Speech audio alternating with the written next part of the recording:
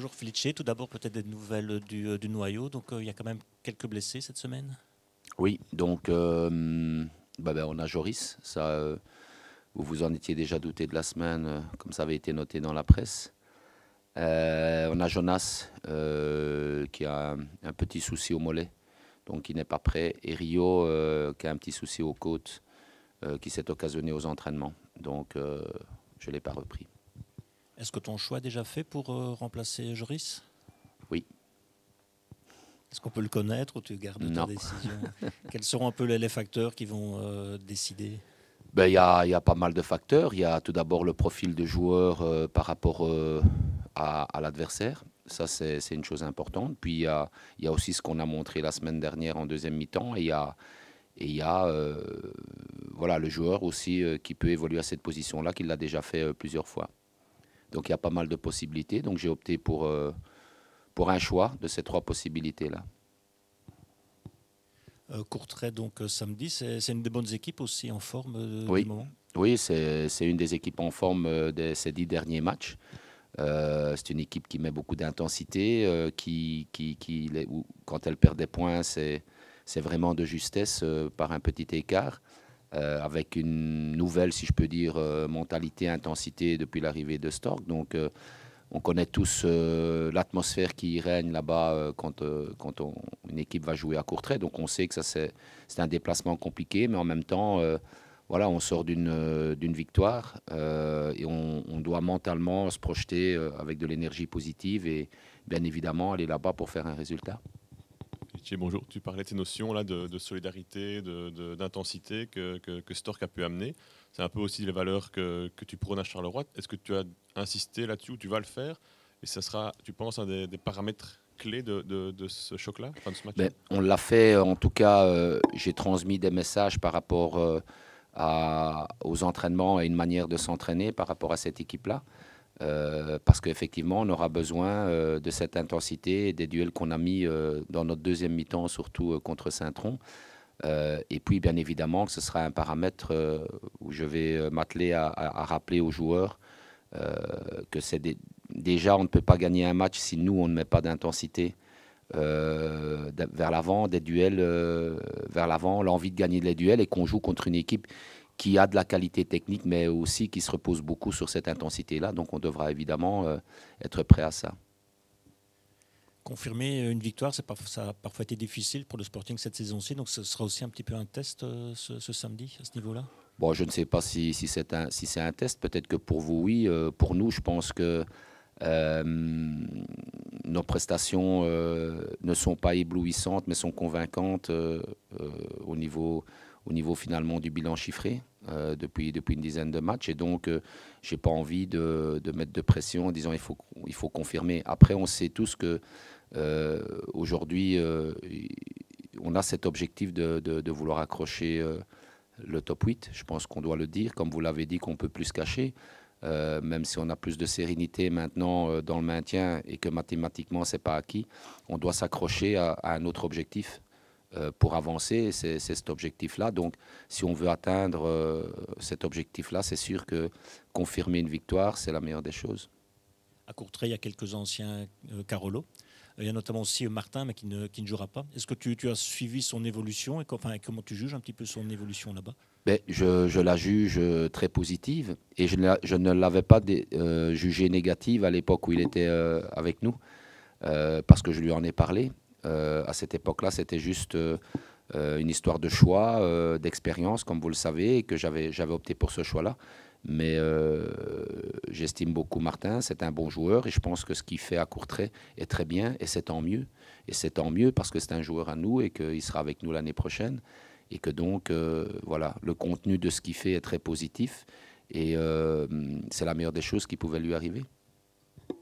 J'ai vu qu'il y avait un team building en semaine. C'était quoi exactement? Est-ce que tu estimais que c'était peut-être un bon moment pour effectuer ce genre d'activité avant les échéances qui arrivent? Tu as vu qu'il allait avoir un team building, c'est ça? Il y a eu, non? Il y a eu? La semaine dernière. Entre les joueurs? Ouais. Oui, c'est bien. C'est bien. On a décidé, nous, le staff, de les laisser entre eux. Et je pense, et j'en parlais tout à l'heure à table en mangeant, que cette soirée qu'ils ont fait ensemble a modifié un peu le groupe, en tout cas sur cette semaine-ci. J'espère que ça durera dans la longueur de la saison et sur toute la saison. Il y a d'autres connexions qui se sont faites que j'ai remarquées à l'entraînement, donc c'est bien. Et j'encourage le groupe à faire ce genre d'activité beaucoup plus souvent. J'imagine que tu es satisfait des 3 clean sheets là, consécutives, mais est-ce que tu es satisfait aussi de la production, de la productivité offensive? Ben, quand on garde le 0 derrière, ben, je ne peux être que satisfait. Je n'ai pas d'autres éléments à pouvoir donner, même si on a fait l'une ou l'autre erreur qui aurait pu nous être préjudiciable. Mais enfin, on a gardé la clean sheet. Et puis, quand on ne marque pas 2, 3 buts sur un match, alors qu'on en a les possibilités, c'est sûr qu'on doit s'améliorer face au but et dans le dernier choix, dans le dernier geste. C'est une évidence. Je pense qu'on peut sortir de Saint-Tron avec 2 ou 3 buts pour et on ne l'a pas fait parce qu'on ne fait pas le bon choix, on ne fait pas le bon geste. Donc là, c'est sûr qu'on doit s'améliorer. Bayo a marqué un but, mais à part ça, je pense que c'est quand même très rarement des attaquants qui marquent. Est-ce que ça t'inquiète un petit peu, ça te tracasse? Non, ça ne m'inquiète pas à partir du moment où, et je vais revenir avec les datas, parce qu'on n'en parle plus beaucoup, hein, donc je vais un peu revenir avec les datas. Et quand un joueur et donc un attaquant travaille pour l'équipe, fait des courses à haute intensité comme il le fait, a un nombre de sprints assez conséquent. Et je pense, si je ne me trompe pas, que c'est celui qui a couru le plus en haute intensité. Ça veut dire qu'il travaille, qu'il est là pour l'équipe, qu'il essaye. Et donc à partir de là, je ne peux pas en vouloir à un joueur. Si je ne dis pas de bêtises, Saint-Tron, c'était ton 10e match depuis ton retour. Quel bilan tu tires au-delà du bilan mathématique, voilà, de tout ce que tu as pu déjà mettre en place, de ce que tu voudrais peut-être encore améliorer, mettre en place? Au niveau de l'organisation par rapport à la philosophie qu'on a mis en place et qu'on continue à mettre en place, en termes d'organisation et de mentalité, je pense que le pourcentage positif est plus élevé que le pourcentage négatif. Donc ça, c'est quelque chose de bien. Après, on n'a pas encore cette fluidité offensive que j'aimerais. Au niveau de nos mouvements et au niveau des occasions créées. Mais si je dois tirer un bilan sur l'ensemble, on aurait pu avoir plus de points sur les 10 matchs. On a été battu 2 fois par 1-0, par un but d'écart. Les autres matchs ont été des victoires ou des matchs nuls.